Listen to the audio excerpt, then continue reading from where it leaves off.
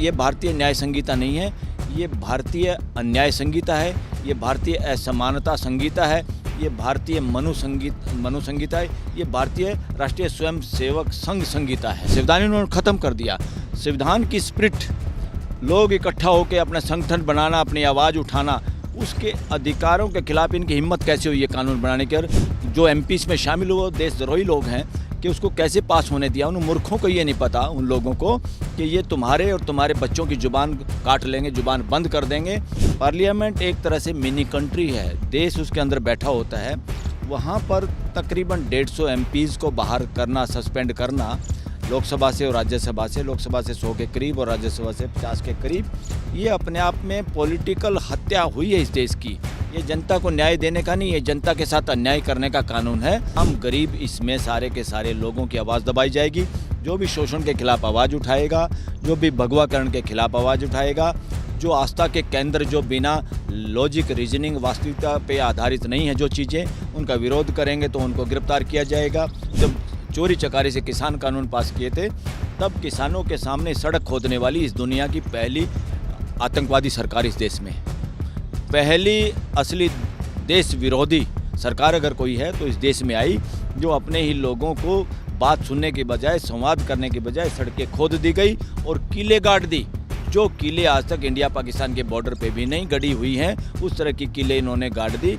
ये कानून एक तरह से आरएसएस के एजेंडे पे काम करने वाले कानून है, और ये कानून एक तरह से असंवैधानिक है और संविधान के खिलाफ ये कानून है। इसमें लोगों के फंडामेंटल राइट का कोई ध्यान नहीं। नया क्रिमिनल लॉ लागू हो गया है और इस नए क्रिमिनल लॉ को लेकर पूरे देश में विरोध हो रहा है। विरोध की सबसे बड़ी वजह, जो अहम वजह है, वो ये है कि जब ये लॉ लागू किया गया तो सदन में इसकी चर्चा नहीं हुई, और जिस दौरान इसको लागू किया गया उस दौरान करीब 146 के आसपास सांसदों को निलंबित किया गया और बिना विपक्ष के चर्चा के साथ इस कानून को जो है वो पास कराया गया। और अब देश भर में इसका जो है विरोध प्रदर्शन हो रहा है, विरोध हो रहे हैं। इसी को लेकर जानने आए हैं सुप्रीम कोर्ट के वकील, हमारे साथ बातचीत करने के लिए है बलराज सिंह मलिक जी हैं। सर, बहुत स्वागत है आपका। जो नया क्रिमिनल लॉ लागू हुआ है, इसको आप कैसे देखते हैं, और जो इसका विरोध हो रहा है, विरोध की क्या वजह आप देख रहे हैं? देखिए, नया जो क्रिमिनल लॉ है ये अपने आप में एक पॉलिटिकल अपराध है। पॉलिटिकल अपराध सरकार ने किया है। और पॉलिटिकल अपराध क्यों है? ये चोरी चकारी से पास किया हुआ कानून है। इसमें जो we the people of India, जो प्रीएम्बल में सबसे पहले, संविधान में सबसे पहले स्टार्टिंग है वी से, हम लोगों से, इस देश के 140 करोड़ लोग और उनके जो जनप्रतिनिधि हैं। पार्लियामेंट एक तरह से मिनी कंट्री है, देश उसके अंदर बैठा होता है।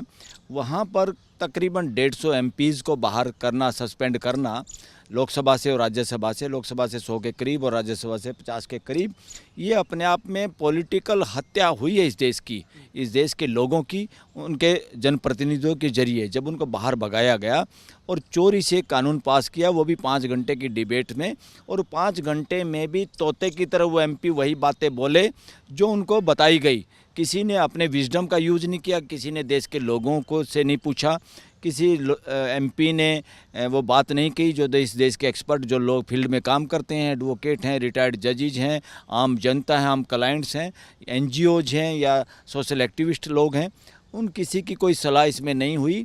और चोरी चकारी से जो इसमें टीम भी बनाई गई होगी पर्दे के पीछे, वो सब भी वही लोग हैं। और मैं ये कह रहा हूँ, ये कानून देश के कानून नहीं है। ये कानून देश की पार्लियामेंट द्वारा पास ही नहीं हुए। देश की पार्लियामेंट का मतलब है देश की पार्लियामेंट में चुने हुए, बैठे हुए सारे प्रतिनिधि, पूरा देश उसमें शामिल हो। बेशक कोई इसके विरोध में हो या पक्ष में हो या पक्ष में ना हो, दैट इज़ सेपरेट थिंग। आप चोरी से लोगों को सदन से बाहर करके, मौका ना दे के अगर इस तरह कानून पास करेंगे तो संविधान की हत्या है। ये इट इज़ पॉलिटिकल इनजस्टिस, और इसी को कहते हैं पॉलिटिकल अपराध। और ये अपराध में शामिल 4 लोग मुख्य तौर पे हैं। बाकी लोग तो हैं जिन्होंने हाथ खड़े किए। हाथ खड़े करके कानून पास करने का रीति रिवाज ये शासन में होता है, राजशाही में होता है। आम समाज में डिस्कशन और डिबेट से जो कानून बनते हैं वही कानून सही बनते हैं, क्योंकि उसमें सबकी हिस्सेदारी और भागीदारी है। इंडियन कॉन्स्टिट्यूशन सबकी भागीदारी की सुनिश्चित गारंटी देता है।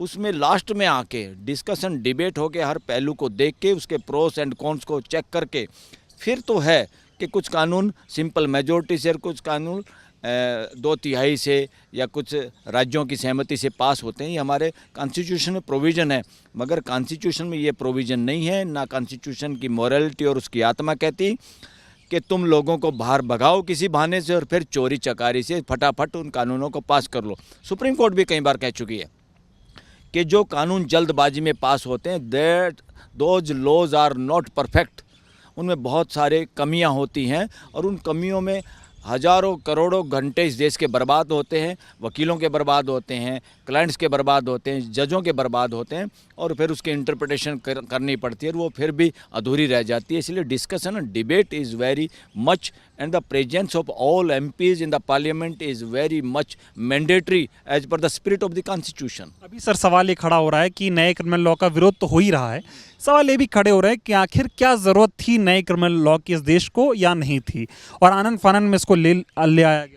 ये तो जितने हाई कोर्ट और सुप्रीम कोर्ट की क्रिमिनल लॉ में जो कमियां नज़र आती हैं वो जजमेंट्स के ज़रिए देश को पता रहता है और देश में किस तरह के अपराधों की बढ़ोतरी हुई है टेक्नोलॉजी या नई चीज़ें आने से। देश में सरकमस्टांसिस है जो हो जाते, वो लगातार स्टडी होती है, कौन से अपराध हैं, कौन से अपराध ज़्यादा हो रहे हैं, अपराध का कारण क्या है, उन सब को ध्यान में रख के लगातार ये तो सतत यानी निरंतर प्रक्रिया है देश के लॉ में चेंज करना, और इसीलिए पार्लियामेंट है, उसमें कोई बुराई नहीं है। मगर इस बहाने से कह के ये अंग्रेज़ों के बनाए हुए थे, ये गुलामी की निशानी थी। अरे गुलामी की सबसे ज़्यादा निशानी में तो आप रह रहे हैं, जिसका नाम राष्ट्रपति भवन है, जिसका नाम लुटियन जोन है, पूरे लूट जोन जिसको हम बोल रहे हैं, आम जनता उसको लूट जोन बोलने लगी, क्योंकि वहाँ जो देश को काम होना चाहिए था, जो देश की भागीदारी होनी चाहिए थी, वो नहीं है। फिर तो कई कई एकड़ के बंगले जो ये लोगों को इतने ज़रूरत नहीं है। जिस देश में 80 करोड़ लोग या उससे भी ज़्यादा लोग निःशुल्क राशन पे जिनको डिपेंड होना पड़ता है, इतनी गरीबी रेखा से नीचे के लोग हैं, तो वहाँ के लोग जनप्रतिनिधि इतने बड़े बड़े महलों में रहे, जिसकी बू आती है अंग्रेजी शासन से या शासन मानसिकता से, राजशाही से। तो पहले तो बुलडोज इनको करना चाहिए। इनको ये कानून कोई बिल्डिंग थोड़ा थी जो सड़ गई थी, लगभग 95% वही बातें हैं। और बहुत सारी सेक्शन तो ऐसी हैं जो इम्पोर्टेंट सेक्शन है जिसमें रत्ती भर भी चेंज नहीं किया गया। कहा जा रहा है जनता को न्याय देने का कानून है, ये जनता को न्याय देने का नहीं, ये जनता के साथ अन्याय करने का कानून है। इसको मैं ये कहता हूँ ये भारतीय न्याय संहिता नहीं है, ये भारतीय अन्याय संहिता है, ये भारतीय असमानता संहिता है, ये भारतीय मनु संहिता है, ये भारतीय राष्ट्रीय स्वयं सेवक संघ संहिता है। कानून जनता के फ्रेंडली होने चाहिए, जनता आसानी से उसे समझ पाए और जनता के हित में होने चाहिए। लेकिन ये जो कानून बना, आपको लगता है कि जनता के हित में ज़्यादा है, कम है, और सरकार के हित में ज़्यादा है? ये कोई जनता के हित में नहीं है। इसके बड़े रेपरकशन, इसके बड़े दुष्परिणाम देश के सामने आएंगे और आम गरीब इसमें सारे के सारे लोगों की आवाज़ दबाई जाएगी। जो भी शोषण के खिलाफ आवाज़ उठाएगा, जो भी भगवाकरण के खिलाफ आवाज़ उठाएगा, जो आस्था के केंद्र जो बिना लॉजिक रीजनिंग वास्तविकता पे आधारित नहीं है जो चीज़ें, उनका विरोध करेंगे तो उनको गिरफ्तार किया जाएगा। जो लोग सत्ता के खिलाफ, क्योंकि डेमोक्रेसी में किसी के बाप की सत्ता नहीं होती, डेमोक्रेसी एक जिम्मेदारी होती है, एक भागीदारी का नाम डेमोक्रेसी है। वहाँ पे पीएम और सीएम पद हैं, वो मुखिया नहीं होते समाज के, वो कोई राजा महाराजा नहीं हैं। उनको दिमाग में गड़बड़ हो जाती है, क्योंकि इस देश में गड़बड़ हुई है। व्यक्तिवाद शासन मानसिकता का पर्यायवाची है और यहाँ सारे इलेक्शन व्यक्तियों के आधार पर लड़े जाते हैं। अब पिछला इलेक्शन में बीजेपी की तरफ से मोदी को वोट दो तो जनप्रतिनिधि किस खेत की मूली हैं? क्या जानवर हैं वो या बंदरों की टीम है कि उनका कोई मतलब ही नहीं है वोट भी देनी? यहाँ एक प्रतिनिधि थोड़ा चाहिए, राष्ट्रपति शासन व्यवस्था थोड़ा है। यहाँ पे जनप्रतिनिधि है, जनप्रतिनिधि उस जनता की फोटोकॉपी होते हैं जहाँ से वो चुन के आते हैं। उन ओरिजिनल जो जनप्रतिनिधि असली जो हैं वो देश के जनता है, देश के मालिक 140 करोड़ हैं। देश की सुपर पार्लियामेंट इस देश की जनता है, देश की सुप्रीम कोर्ट से भी सुपर सुप्रीम कोर्ट इस देश की जनता है, और देश की ब्यूरोक्रेसी से बड़ी ब्यूरोक्रेसी अगर कोई है तो इस देश की जनता है। इसीलिए देश में जो सरकार है, सुपर सरकार इस देश की जनता है। जब ये तीनों अंग काम ना करें या बदमाशी करें या एक दूसरे से मिल के षड्यंत्र हो, देश की भावनाओं का उसमें सही उसके आधार पर काम ना किया जाए, असंवैधानिक काम किया जाए, जो अपने आप को राजा समझ बैठे, जहां व्यक्तिवाद को बढ़ावा मिले, जहां शोषण हो और ज़्यादा जनता के साथ आर्थिक, सामाजिक और पॉलिटिकल तीनों इनजस्टिस हों, तो जब देश की जनता को सामने आना होता है, यहाँ इसमें देश की जनता को भी सामने आने से रोकने के पूरे प्रावधान है। लोग अपनी आवाज़ नहीं उठा पाएंगे, पिछले जब चोरी चकारी से किसान कानून पास किए थे, तब किसानों के सामने सड़क खोदने वाली इस दुनिया की पहली आतंकवादी सरकार इस देश में है। पहली असली देश विरोधी सरकार अगर कोई है तो इस देश में आई, जो अपने ही लोगों को बात सुनने के बजाय, संवाद करने के बजाय सड़कें खोद दी गई और किले गाड़ दी। जो किले आज तक इंडिया पाकिस्तान के बॉर्डर पे भी नहीं गड़ी हुई हैं, उस तरह की किले इन्होंने गाड़ दी। इसलिए इस देश के अस्मिता पे, डिग्निटी पे हमला इन लोगों ने किया है। इन्होंने कोशिश की देश को मूर्ख बनाने की राम के नाम पे, और वो नारा इनका फोकस बम की तरह हुआ। ये राम की बात करते हैं और प्रेजेंट में जो हमारे जिंदा जागता मानव जाति है इस देश के 140 करोड़ लोग हैं, उनके बारे में इनको कोई ख्याल नहीं है। इस कानून के माध्यम से सवाल ये भी उठ रहे हैं कि फ्रीडम ऑफ स्पीच पे, फ्रीडम ऑफ प्रोटेस्ट पे ताला लगाने की कोशिश है। आप भूख हड़ताल नहीं कर सकते, आप सड़कों पे बैठ के प्रदर्शन नहीं कर सकते हो, जेल में डाल देंगे। यस, ये जानबूझ के क्या है, ये सारे कानून इन्होंने एक तरह से संविधान की हत्या तो कर दी है। संविधान इन्होंने ख़त्म कर दिया।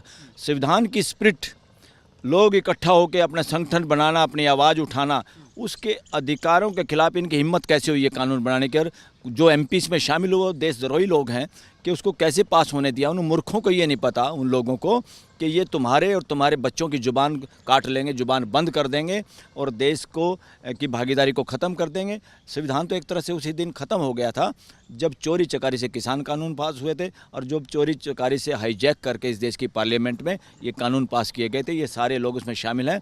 4 लोग प्रमुख अपराधी हैं, प्राइम मिनिस्टर, गृह मंत्री, स्पीकर और सभापति राज्यसभा का। ये 4 लोग हैं और इनका सबसे मुखिया है नरेंद्र मोदी, जो स्टोरी राइटर, डायरेक्टर सब कुछ है, एग्जीक्यूट करने वाला अमित शाह। ये सवाल उठ रहा है सर, आपसे मैं जानना चाह रहा हूँ कि कानून, जब भी न्याय से जुड़े कानून बनने चाहिए, ऐसा कानून बने जिससे जनता को न्याय मिले, जनता अपना हक समझे कि हाँ भाई कानून बना है हमारे लिए, हमारे हित में है, इससे हम लोगों को सजा दिलाएंगे और हमें न्याय मिलेगा।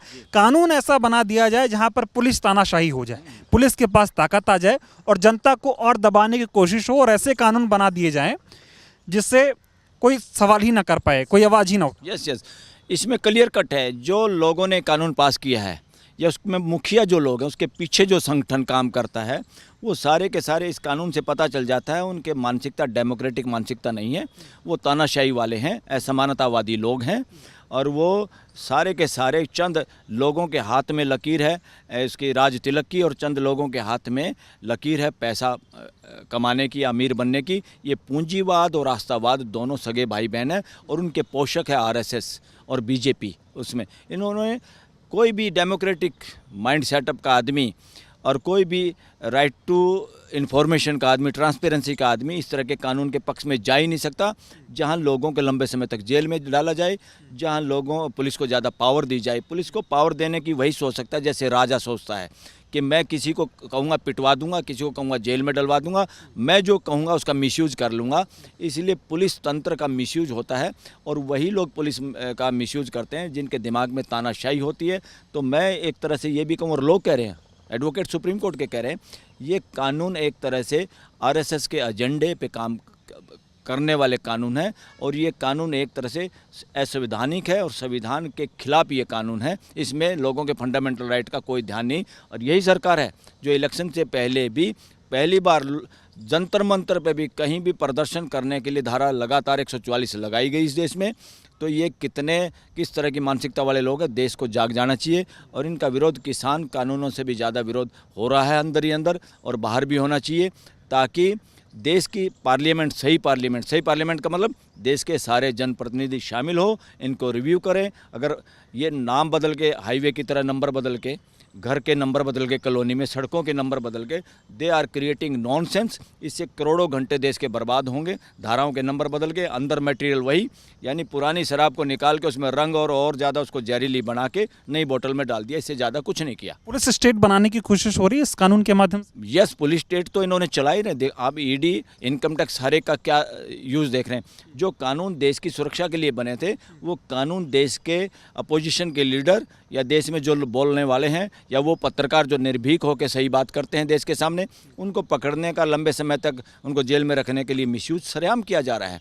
अब आम आदमी को भी किया जाएगा। देशद्रोही, हर आदमी को देशद्रोही बनाया जा सकता है। ये इस मानसिकता के, इतनी घटिया मानसिकता के लोग हैं जिन्होंने पूरे देश को ही देशद्रोही इनके दिमाग में समझ लिया इन्होंने कि किसी का भी इलाज कर दो। मैं बात करता लोगों से, जो सरकार से सवाल करता है तो उसको कहते हैं ये एंटी नेशनल है, देशद्रोही है।